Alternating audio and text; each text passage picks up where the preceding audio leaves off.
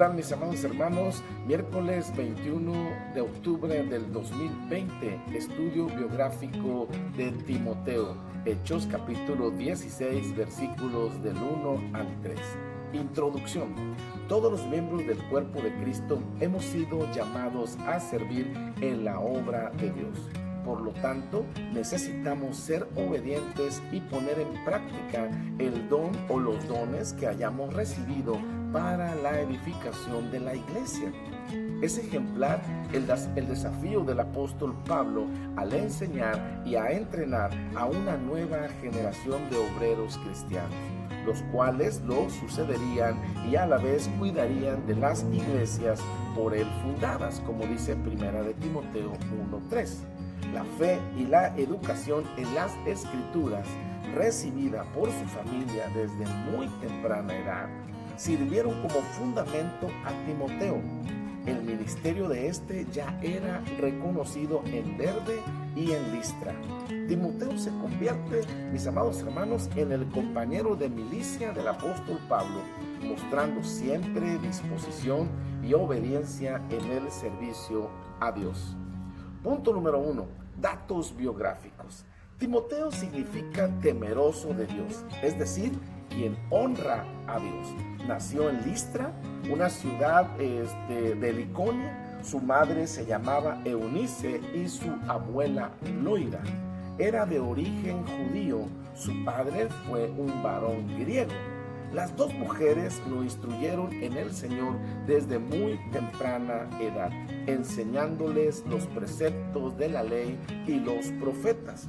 Se unió al trabajo del apóstol en el año 51 después de Cristo.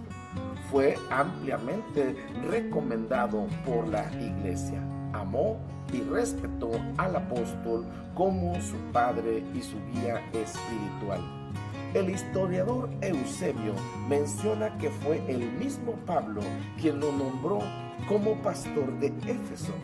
Juan Crisóstomo afirma que el nieto de Loida llegó a ser el supervisor de todos los obispos de aquella región en aquel momento. La escritura, mis amados hermanos, no relata los últimos días de este pastor. Según la tradición, hacia el año 96, siendo emperador de Roma, Domiciano, el discípulo de Pablo, trató de evitar una celebración de una fiesta pagana en honor a Diana, pero el populacho arremetió contra Timoteo, golpeándolo con piedras y palos hasta morir. Punto número 2. Acontecimientos relevantes. Inciso A. Una actitud obediente.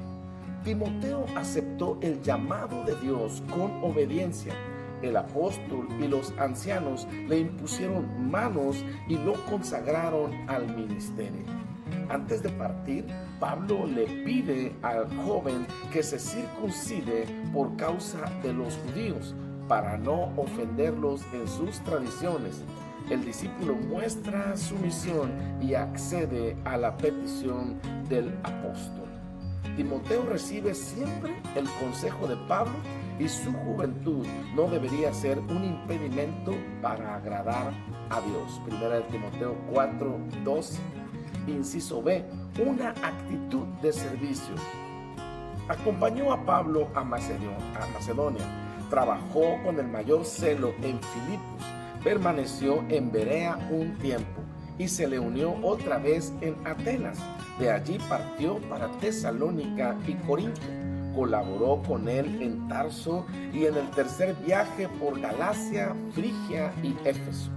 Durante la estancia de Timoteo, mis amados hermanos, en Éfeso, Pablo le escribe a él y a Tito las llamadas cartas pastorales. Se ve en la actitud de servicio del hijo amado de Saulo. Pablo lo describe en Filipenses como animoso, de buena actitud, sincero y un buen hijo. Inciso C. De buen testimonio.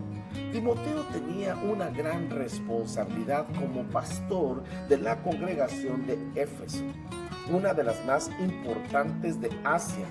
El apóstol le da una serie de recomendaciones que lo ayudaron a dirigir su vida como ministro. ¿Cómo debe conducirse?